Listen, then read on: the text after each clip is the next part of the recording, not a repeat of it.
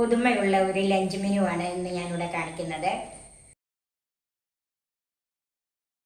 ഇത് എന്നും ഉണ്ടാക്കാൻ പറ്റിയില്ലെങ്കിലും ആഴ്ചയിൽ ഒരിക്കൽ എല്ലാവരും കൂടെ വീട്ടിലിരിക്കുന്ന സമയത്ത് ഉച്ചയൂണിന് ഉണ്ടാക്കാൻ പറ്റിയ ഒന്നാണ്. ക്യാരറ്റ് റൈസും ചിക്കൻ ചുക്കായും. 2.5 കപ്പ് ബസുമതി അരിയാണ് എടുത്തിരിക്കുന്നത്. ഇത് ഒന്ന് കഴുകിയിട്ട് 20 മിനിറ്റ് ഒന്ന് കുതിർക്കണം. ഈ അളവിലെടുത്താൽ ഒരു 6 പേർക്ക് സുഖമായിട്ട് കഴിക്കാൻ പറ്റുന്നതാണ്. ഒരു വലിയ കാരറ്റ് ഇത് ചെറുതായിട്ട് അരിഞ്ഞെടുക്കണം. ഗ്രേറ്റ് ചെയ്തെടുക്കുന്നേക്കാളും നല്ലത് ചെറുതായിട്ട്, ഇത് പൊടിയായിട്ടല്ല, അങ്ങനെ ഒരു വലിപ്പമുണ്ടെന്ന് ഞാൻ കാണിക്കാം. ആ വിധത്തിൽ അരിഞ്ഞെടുക്കണം.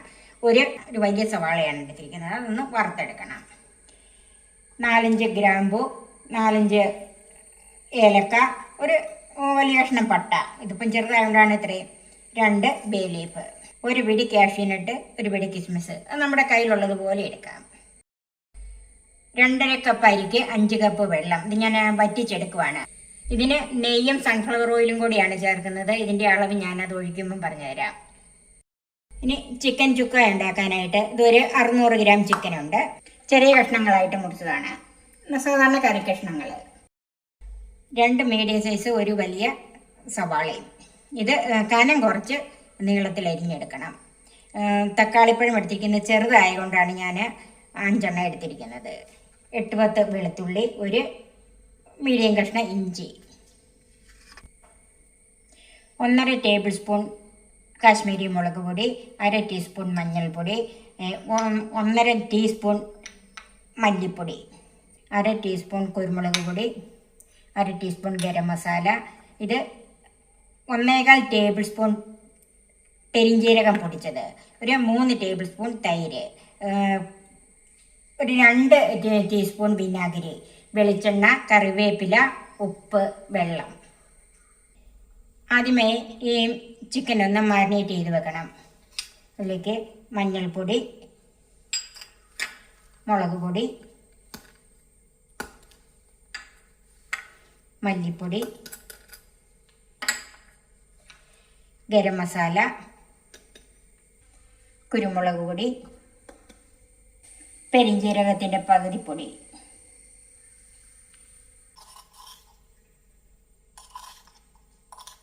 ഉപ്പ്,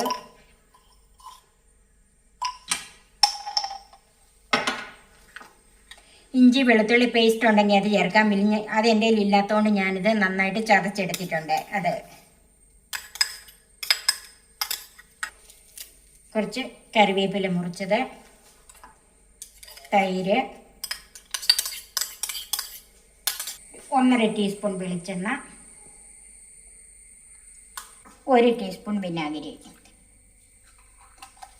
ഇനി വിനാഗിരിക്ക് പകരം നാരങ്ങാനീരുണ്ടെങ്കിൽ അത് ചേർക്കാം. ഇതെല്ലാം കൂടെ നന്നായിട്ടൊന്ന് മിക്സ് ചെയ്യണം.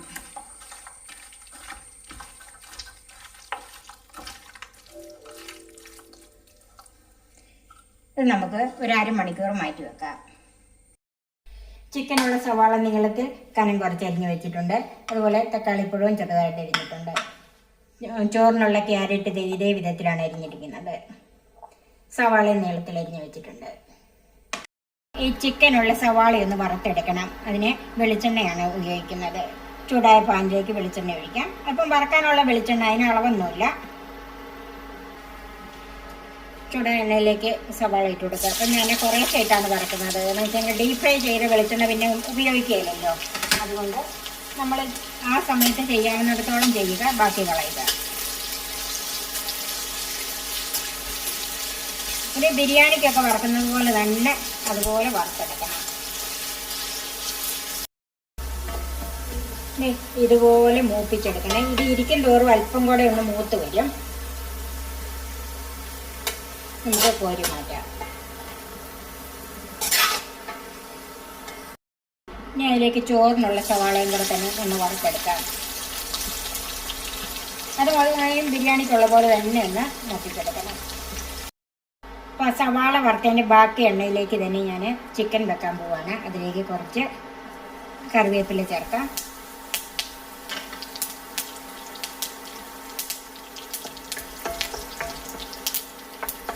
കറിവേപ്പില ഒന്ന് മൂത്തിട്ടുണ്ട്. അതിലേക്ക് അരിഞ്ഞു വെച്ചിരിക്കുന്ന തക്കാളിപ്പഴം ചേർക്കാം.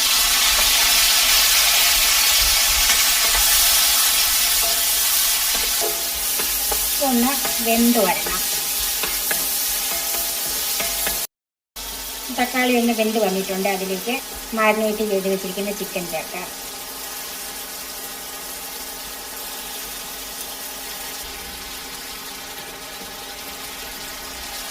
നന്നായിട്ടത് മിക്സ് ചെയ്യണം.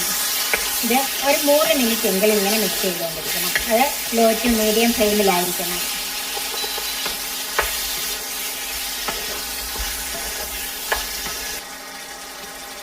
ഇതിൻ്റെ കൂടെ ഇത് വറുത്ത് വെച്ചിരിക്കുന്ന സവാളയിൽ കൂട്ടി പകുതി ചേർക്കാം.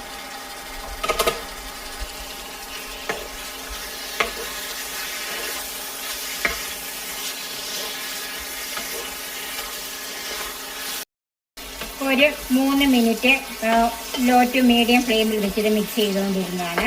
അപ്പോൾ ഇതിൻ്റെ അകത്തുനിന്ന് കുറച്ച് വെള്ളമൊക്കെ ഇറങ്ങിയിട്ടുണ്ട്. ഇത് വേകാനുള്ള വെള്ളം ആയിട്ടില്ല. അതിന് നമുക്കൊരു 1/4 കപ്പ് വെള്ളവും കൂടെ ഒഴിക്കാം.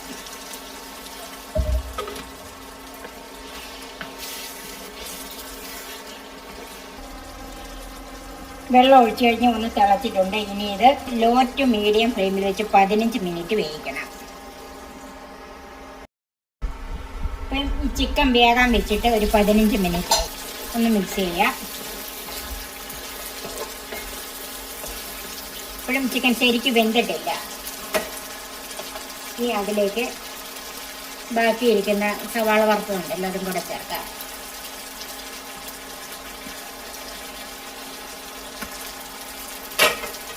നന്നായിട്ടൊന്ന് മിക്സ് ചെയ്യാം.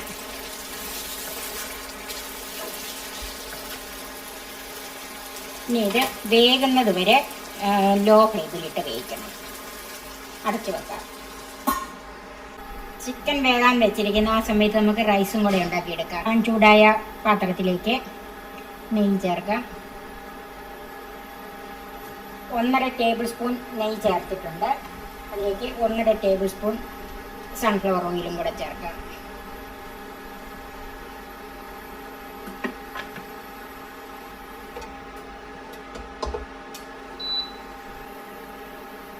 പട്ട, ഏലക്ക, ഗ്രാമ്പു, ബേ ലീഫ്.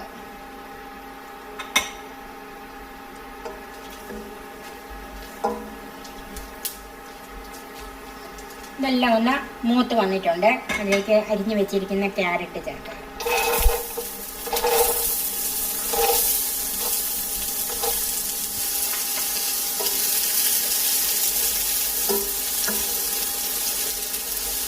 ക്യാരറ്റ് ഒന്ന് വഴന്ന് വരണം. ക്യാരറ്റ് ഒന്ന് വഴന്ന് വന്നിട്ടുണ്ട്. ക്യാരറ്റിൻ്റെ കളർ കണ്ടോ ഒന്ന് മാറി വന്നിട്ടുണ്ട്. അതിലേക്ക് അരി ചേർക്കാം. 20 മിനിറ്റ് കുതിർത്ത് വാരി വെച്ചിരിക്കുന്ന അരി മിക്സ് ചെയ്യാം.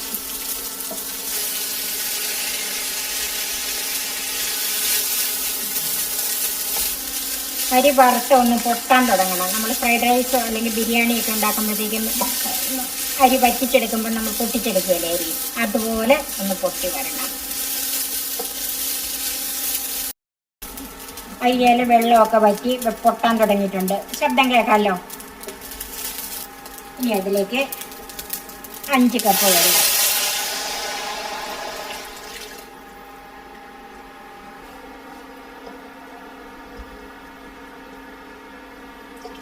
നന്നായിട്ടൊന്ന് മിക്സ് ചെയ്യണം. ഉപ്പ് ചേർക്കണം. ഉപ്പ് വറ്റിച്ചെടുക്കുന്നതുകൊണ്ട് ഉപ്പ് മുമ്പ് നിൽക്കണ്ട, ആവശ്യത്തിന് മാത്രം ചേർത്താൽ മതി.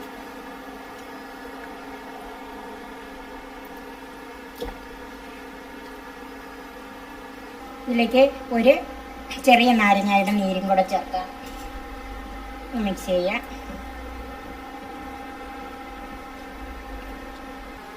ഒന്ന് അടച്ചു വെച്ച് തിളപ്പിക്കാം.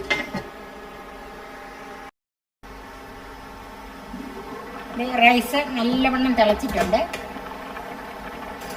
ഒന്ന് മിക്സ് ചെയ്തിട്ട് തീ കുറച്ചിട്ട് വേവിച്ചെടുക്കാം.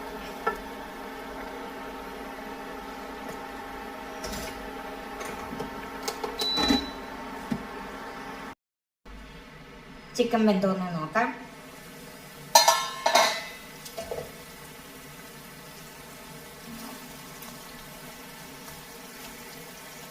ചിക്കൻ നന്നായിട്ട് വെന്തിട്ടുണ്ട്.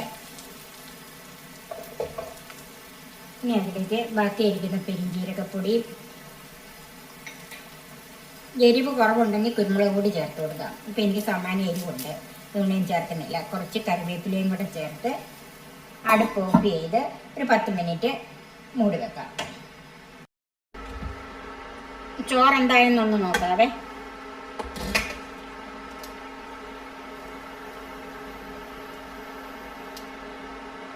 അരി നന്നായിട്ട് വെന്തിട്ടുണ്ട്, ആവശ്യത്തിനുള്ള വേവായിട്ടുണ്ട്, ഉടഞ്ഞു വരുന്നുണ്ട്. ഇനി അതിലേക്ക് വറുത്ത് വെച്ചിരിക്കുന്ന നട്ട്സും കിസ്മിസും ഉള്ളി വറുത്തതും കൂടെ ചേർക്കാം. ഇതിനകത്ത് മല്ലിയില ഒന്നും വേണമെന്നില്ല കേട്ടോ. തീ ഓഫ് ചെയ്ത് ഒരു 5 മിനിറ്റ് മൂടി വെക്കാം.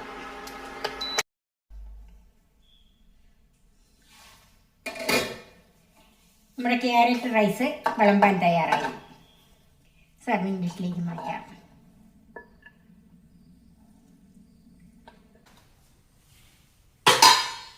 ഇനി നമ്മുടെ ചിക്കൻ ചുക്ക ഒന്ന് മിക്സ് ചെയ്ത് കൊടുക്കാം. ഇത് രണ്ടും കൂടെ നല്ലൊരു കോമ്പിനേഷനാണ്. നിങ്ങൾ തീർച്ചയായും ഇടയ്ക്കൊക്കെ ഇങ്ങനെയൊക്കെ ഒന്ന് ഉണ്ടാക്കി നോക്കണം. അല്പം സവാള വറുത്തതും നട്ട്സും കിസ്മിസും വെച്ചൊന്ന് ഡെക്കറേറ്റ് ചെയ്യാം. ഇടയ്ക്കൊക്കെ ഉണ്ടാക്കി നോക്കാൻ പറ്റിയ നല്ലൊരു ലഞ്ച് മെനു ആണ്. നിങ്ങൾ തീർച്ചയായും ഇതൊന്നും ഉണ്ടാക്കി നോക്കണം. എൻ്റെ ഈ ചാനൽ സബ്സ്ക്രൈബ് ചെയ്യാനും എൻ്റെ ഫേസ്ബുക്ക് പേജ് ലൈക്ക് ചെയ്യാനും ഷെയർ ചെയ്യാനും കമൻറ്റ്സ് അറിയിക്കാനും മറക്കരുത്. പുതിയ പുതിയ വിഭവങ്ങളുമായി നമുക്ക് വീണ്ടും കാണാം. ഞാൻ സോഫി കുര്യാക്കോസ്.